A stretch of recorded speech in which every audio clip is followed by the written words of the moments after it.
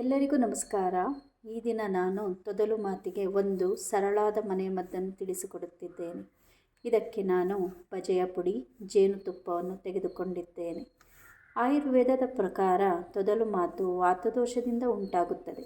ಮಕ್ಕಳು ತೊದಲು ಮಾತನಾಡುವುದು ಒಂದು ವಯಸ್ಸಿನ ಹಂತದಲ್ಲಿ ಮಾತ್ರ. ಅದನ್ನು ಮೀರಿ ತೊದಲು ಮಾತನಾಡುವುದು ಒಂದು ಸಮಸ್ಯೆ. ಇದು ಉದ್ವೇಗ ಎಂದರೆ ಆಂಗ್ಸೈಟಿಯಿಂದಲೂ ಇದು ಉಂಟಾಗುತ್ತದೆ. ಇದು ಪುರುಷರಲ್ಲಿ ಹೆಚ್ಚು ಕಾಡುತ್ತದೆ, ಮಹಿಳೆಯರಲ್ಲಿ ತುಂಬ ವಿರಳ. ಒಂದು ಅಭ್ಯಾಸವನ್ನು ತಿಳಿಸುತ್ತಿದ್ದೇನೆ.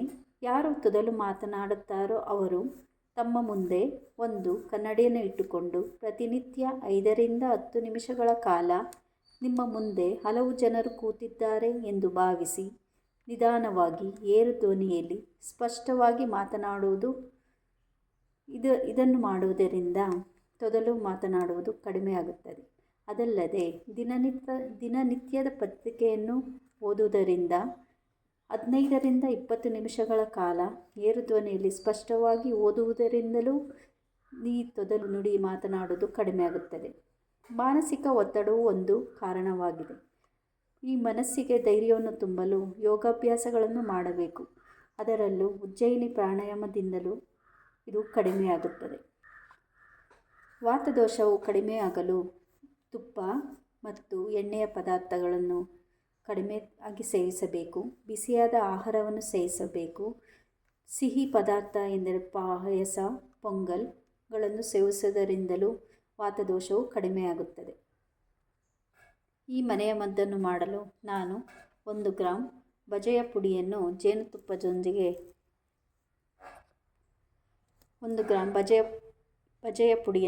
ಜೇನುತುಪ್ಪದೊಂದಿಗೆ ಮಿಕ್ಸ್ ಮಾಡಿಕೊಳ್ಳಬೇಕು. ಈ ರೀತಿ ಮಿಕ್ಸ್ ಮಾಡಿಕೊಂಡ ಮೇಲೆ ಸಂಪೂರ್ಣವಾಗಿ ಮಿಕ್ಸ್ ಮಾಡಿಕೊಂಡು ಈ ಮಿಕ್ಸನ್ನು ಬೆಳಿಗ್ಗೆ ಖಾಲಿ ಹೊಟ್ಟೆಯಲ್ಲಿ ನಾಲಿಗೆ ಮೇಲೆ ಹಚ್ಚಿ.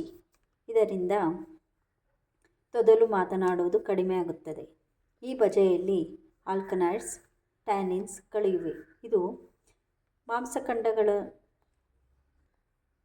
ಮಾಂಸಖಂಡವನ್ನು ಸಡಿಲಗೊಳಿಸುತ್ತದೆ.